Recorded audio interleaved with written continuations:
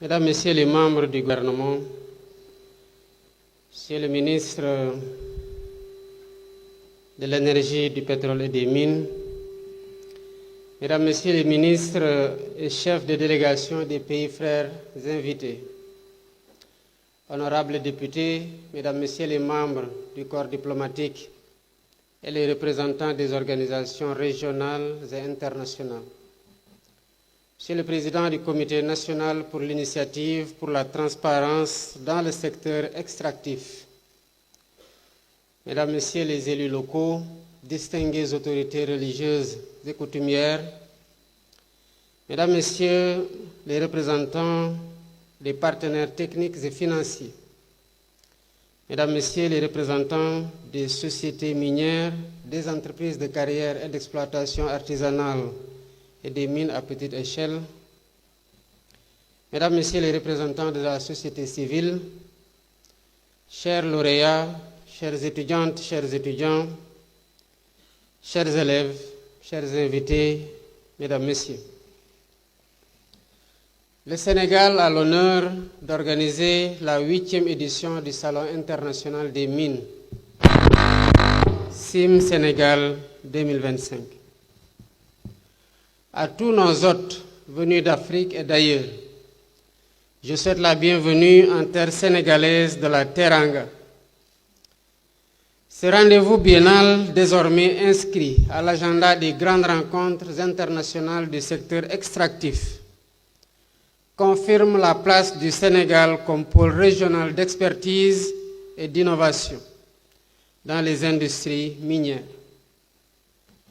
Durant ces 3 jours, notre pays sera le théâtre d'échanges féconds, d'alliances stratégiques et de visions partagées autour du thème central, les ressources minérales, un levier de souveraineté économique. Ce thème traduit avec justesse et force notre conviction que la maîtrise de la transformation et la valorisation de nos richesses naturelles constituent les fondations essentielles de notre indépendance économique et de notre prospérité durable. Mesdames, Messieurs, cette édition du CIM Sénégal 2025 s'inscrit dans un contexte politique renouvelé, marqué par une alternance démocratique apaisée et porteuse d'espoir. Elle incarne la vitalité de nos institutions républicaines et reflète l'engagement du gouvernement à impulser une gouvernance inclusive, plus transparente et résolument tournée vers la transformation structurelle de notre économie. Dans cette dynamique, notre vision, l'agenda national de transformation Sénégal 2050, consacre les ressources minérales comme des leviers stratégiques au service de la souveraineté économique et de la résilience sociale, mais aussi de la durabilité. Nous voulons transformer le secteur minier en moteur de diversification, de stabilité et de prospérité au service de toutes les générations. Il ne s'agit plus seulement d'extraire nos richesses, mais de les faire parler le langage du progrès, de la connaissance et du bien-être collectif. Mesdames, Messieurs, chers invités, la souveraineté économique qui intègre les impératifs d'équité, de justice sociale et d'inclusion ne saurait se limiter à l'exportation de matières premières. Nous voulons bâtir des industries de transformation robustes, capables de raffiner, de valoriser et d'intégrer nos minerais dans les chaînes de valeur nationales, africaines et mondiales. Chaque gramme d'or, chaque tonne de phosphate, de zircon ou de minerais stratégiques devra contribuer à bâtir une économie robuste, génératrice d'emplois qualifiés, stimulante pour l'innovation et favorable à l'essor industriel. Notre ambition est claire. Nous voulons que le sol sénégalais cesse d'être seulement un gisement de ressources et devienne un creuset de compétences, de technologies et d'opportunités. Et parce que les ressources minières appartiennent au peuple, leur exploitation doit bénéficier aux communautés locales, notamment par des mécanismes de redistribution équitables et inclusifs. Mesdames, Messieurs, distingués invités, c'est dans cette perspective que le Code minier de 2016 prévoit des instruments financiers tels que le Fonds d'appui au développement local et le Fonds de péréquation. Ces fonds sont destinés à renforcer les capacités des collectivités territoriales. Ces dispositifs traduisent la volonté ferme de l'État de faire du développement local un prolongement naturel de l'activité minière et non une conséquence accessoire. En effet, la prise en compte des femmes dans les politiques minières constitue une exigence qui se traduit aujourd'hui par l'intégration de leurs projets d'autonomisation dans les plans de développement locaux. Par ailleurs, la gouvernance du secteur minier doit incarner l'exemplarité. Elle doit reposer sur des principes fondamentaux que sont la transparence dans les processus, la traçabilité rigoureuse des flux financiers et l'orientation stratégique des revenus vers les priorités nationales, notamment en matière d'infrastructure, de formation et d'inclusion territoriale. L'État entend faire du secteur minier un modèle de bonne gouvernance où chaque contrat, chaque investissement, chaque retombée est placé sous le sceau de la transparence, de la redevabilité et de la responsabilité.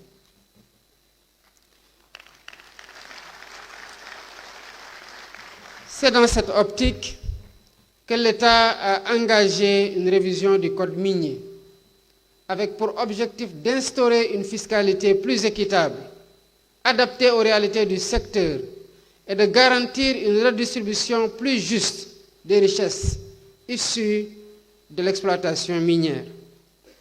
Cette réforme ambitieuse répond à une exigence morale et républicaine. Faire du secteur minier un pilier du développement durable, de la cohésion sociale et de la confiance entre l'État, les investisseurs et les citoyens.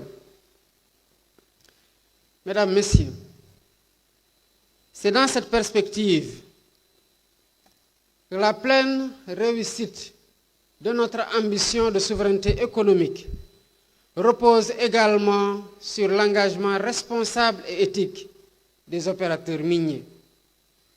Le développement minier n'a de sens que s'il s'accompagne d'une conscience environnementale, d'une responsabilité sociale et d'un respect strict des lois de la République. À cet égard, j'appelle solennellement l'ensemble des entreprises du secteur à faire preuve d'un respect scrupuleux de la réglementation nationale en vigueur, notamment des dispositions du Code minier, des normes environnementales, sociales et fiscales, ainsi que des obligations contractuelles qui les incombent. Plus que jamais, les sociétés minières doivent devenir des partenaires du progrès et non de simples exploitants de ressources.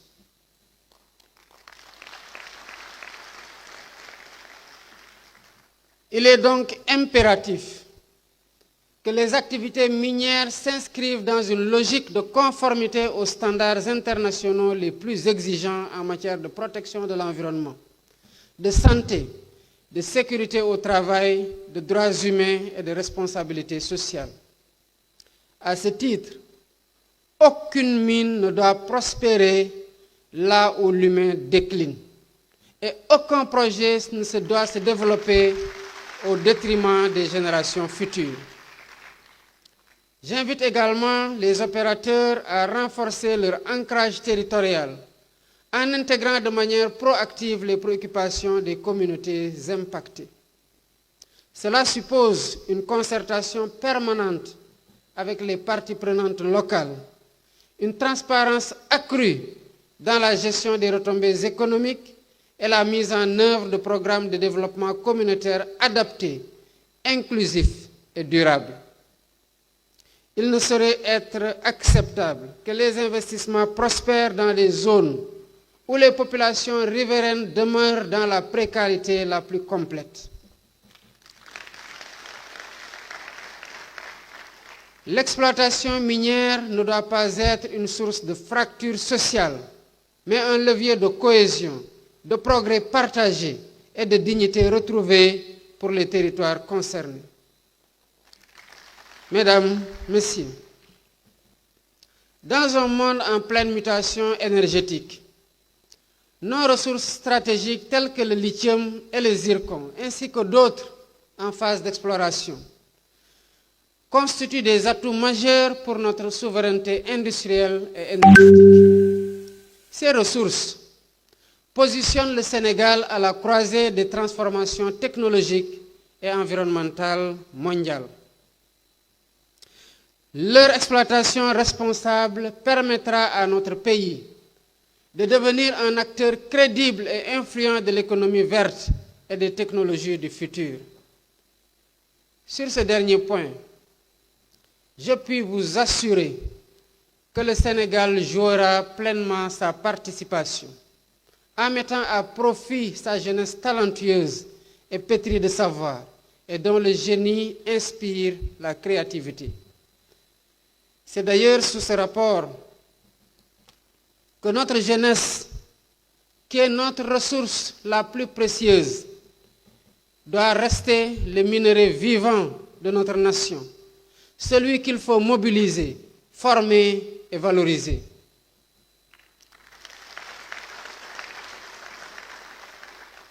Je salue à ce propos l'organisation du Hackathon Minnovation, initiative novatrice qui vise à promouvoir l'innovation technologique et sociale dans le secteur minier autour de solutions concrètes et durables. Encore une fois, félicitations aux lauréats. Mesdames, Messieurs, les thématiques qui seront explorées au cours de ces 3 jours à venir illustrent avec acuité l'ampleur des défis à relever pour bâtir un avenir plus prometteur du secteur extractif dans notre pays. Il ne s'agit pas seulement de croissance, mais de sens, d'équilibre et de durabilité. Ce secteur, bien souvent circonscrit à un vecteur de croissance économique, embrasse désormais plus large et devrait à ce titre jouer un rôle de catalyseur de paix, de stabilité, de prospérité partagée et de développement durable. Un secteur minier apaisé, équitable et durable est un facteur de stabilité politique et un pilier du vivre ensemble. Pour donner corps à l'éclosion de cette perspective, l'initiative de l'Association africaine des femmes en géosciences tiendra en marge de ce CIM Sénégal 2025, la 2e édition du Congrès international sur la géodiversité, le géopatrimoine, le géotourisme, la géoéducation, les géoparcs et les objectifs de développement durable. Ce congrès vient rappeler que la science et la culture ne s'opposent pas. Elles se complètent pour préserver la terre et inspirer la paix. Cette rencontre, placée sous le thème « Géopatrimoine au service de la paix et du développement durable », relier les cultures, autonomiser les communautés et préserver l'héritage de notre planète, apportera, j'en suis sûr, une contribution substantielle à la valorisation du géopatrimoine africain. Elle réaffirme que nos sous-sols, comme nos cultures, sont des héritages à protéger et à transmettre intacts. Mesdames, Messieurs, chers invités, avant de clore mon propos, je tiens à saluer l'excellente organisation de cet événement, fruit d'un engagement collectif et d'une coordination rigoureuse. À ce titre, je voudrais particulièrement féliciter le ministre en charge des mines et de la géologie, M. Birame Souleye Diop. Féliciter l'ensemble des acteurs mobilisés pour faire de cette rencontre un espace de dialogue stratégique et de réflexion de haut niveau. Je salue également nos partenaires techniques, nos chercheurs, nos ingénieurs, nos étudiants, ainsi que toutes celles et ceux qui, chaque jour, œuvrent à faire du secteur minier un laboratoire d'excellence et d'innovation. Durant ces 3 journées, vous serez appelés à vous pencher sur les problématiques réelles que traverse le secteur minier, à en identifier les défis structurels et à en apprécier les enjeux économiques, environnementaux et territoriaux. Votre mission est donc claire. Il s'agit de transformer la richesse du sol en richesse pour le peuple. Dans ce cadre, j'attends de vous une contribution franche, pragmatique et orientée résultat. Vos échanges doivent déboucher sur des recommandations stratégiques robustes, capables de positionner le secteur minier comme un véritable levier de développement durable, de prospérité partagée et de stabilité sociale. Cette rencontre est donc une opportunité précieuse pour faire émerger des solutions concrètes, adaptées aux réalités du terrain et porteuses d'une vision ambitieuse pour l'avenir de notre pays. Faisons donc du CIM Sénégal 2025 un moment de vérité, d'engagement et de projection vers un Sénégal souverain, un Sénégal juste, un Sénégal prospère et durable. Sur ce, je déclare ouverte la 8e édition du Salon international des mines du Sénégal et vous souhaite des travaux fructueux et inspirants. Je vous remercie de votre aimable attention.